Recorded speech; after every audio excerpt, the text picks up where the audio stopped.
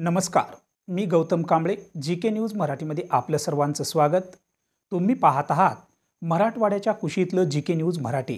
आता घेऊ विविध क्षेत्रातील राजकीय, सामाजिक, आर्थिक, कृषी आणि क्रीडा व तसेच शैक्षणिक विषयी घडामोडींचा आढावा.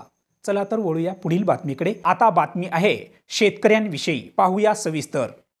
यंदा मान्सून राज्यात वेळेवर दाखल झाला असून राज्यातील अनेक जिल्ह्यात पावसाने धुमाकूळ घातलाय. परंतु नांदेड जिल्ह्यात मान्सून दाखल झाला असला तरी म्हणावा तसा पाऊस झाला नाही. जिल्ह्यात आतापर्यंत केवळ 35 मिलीमीटर पावसाची नोंद झाली आहे. शेतकऱ्यांनी बी बियाणाची खरेदी केली आहे. शेतीच्या मशागतीचे कामे देखील आटोपून खरीपाच्या पेरणीसाठी नांदेड जिल्ह्यातील शेतकरी सज्ज झालाय. परंतु जिल्ह्यातील अनेक तालुक्यात पावसाचे आगमन झाले नाही. काही तालुक्यात अत्यल्प पाऊस झाला आहे. त्यामुळे नांदेड जिल्ह्यातील पेरण्या पावसाअभावी खोळंबल्या असून या आठवड्यात हवामान खात्याच्या अंदाजानुसार पाऊस अपेक्षित आहे.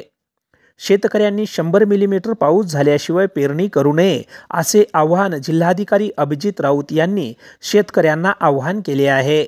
Bureau report, GK. News, Nanded.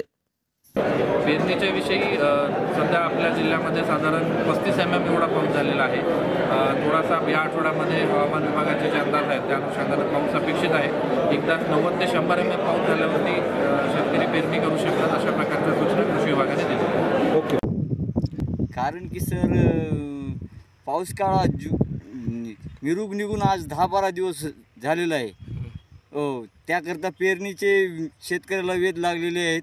त्यामुळे शेतकरी आतुरतेने पावसाची वाट पाहत आहेत. ऊन तर फार निघालेलं आहे. पेरत आहेत. आता ही 4,500 रुपयाची बॅग आहे.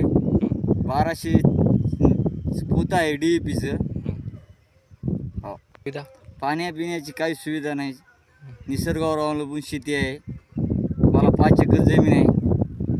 तुम्ही पाहत आहात महाराष्ट्राच्या कुशीतलं जी.के. न्यूज मराठी. सात जनतेची, भूमी महाराष्ट्राची.